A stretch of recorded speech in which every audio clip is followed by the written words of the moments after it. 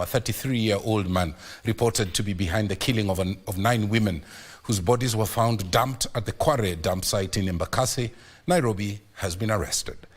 According to DCI boss Amin Mohammed, the suspect, identified as Collins Jumaisi Khalusha, was arrested in the wee hours of Monday morning. The suspect is reported to have confessed to having killed and raped a total of 42 women over the last 2 years. The bizarre killings have provoked a public outrage as families whose kin have been missing flocked to the city mortuary in search of their kin as a post-mortem of the bodies kicked off. Abdiaziz Hashim has the details of this chilling story. Jumaisi Khalusha. Murders. To these reprehensible acts of what I can only call a vampire. The 33-year-old is said to be a self-confessed serial killer who preyed and killed a total of 42 women, including 9 women who at Kware dump site in Mukuru, Embakasi. But from the look of things, it is crystallizing that we are dealing with a serial killer. DCI boss Amin Mohammed giving an update on the investigations. Details how Collins confessed to his crimes, which by description is akin to watching a horror movie. The suspect confessed to have lured, killed and disposed 42 female bodies at the dumping site, all murdered between 2022 and as recent as last day, 11th of July, 2024.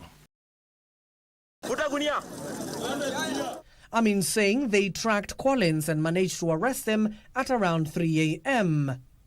He was arrested outside a club where he had gone to watch the Europe 2024 football finals.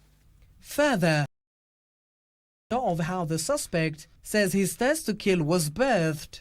The first victim was his wife, namely Imelda Judith Khalenya, whom he strangled to death before dismembering her body and disposing it at the same site. A thirst that appeared, and for the last 2 years, the suspect is said to have continued on a bloodbath. Yeah, it can, because we are talking about an upward of 40 females having been killed. So, and with the spike in homicide cases, there could be a correlation. According to the DCI, the suspect led the officers to his single-room rented house in Kware, about 100 meters from the crime scene. Here, several items were recovered. One machete that we believed was being used to dismember. The officers say a forensic analysis of a mobile phone found in his house shows the phone belonged to a victim now deceased, known as Josephine Mulongo Owino. She is reported to have conducted a mobile money transaction on the day she went missing. He would dispose of the mobile phones belonging to the victim and suspecting persons at a throwaway price of 500 shillings, 1,000 shillings, so on and so forth. Investigations are still ongoing, and the suspect's house and the dumping site remain an active crime scene. Yesterday we did recover one more body, bringing to 9 bodies recovered so far. The post-mortem examinations are happening today. The revelation by the investigative unit has posed more questions than answers. We also indicated that if there who is complicit in any way will be dealt with. Even before they said Josephine prophesied what she prophesied, we had our work plan clearly cut for us. Mortuary.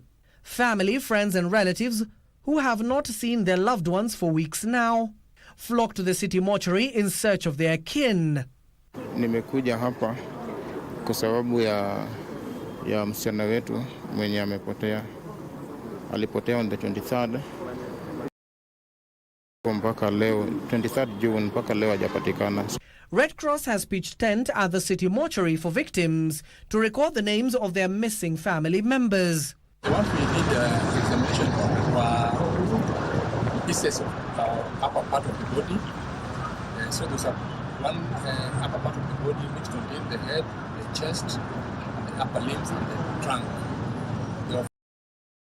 Discoveries of the body has continued to attract condemnation with calls for justice.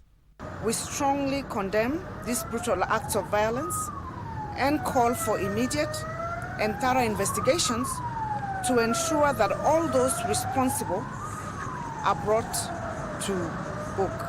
That we are watching, that we are keeping brief, that we are witnessing the process. It is really important that we treat the dump site, the quarry dump site, as a crime scene, and that it is not disturbed in a manner in which we are not able to recover any other bodies that may be there. The prime suspect is expected to be arraigned before a court of law to answer to charges leveled against him tomorrow. From the DCI headquarters, Prime Edition.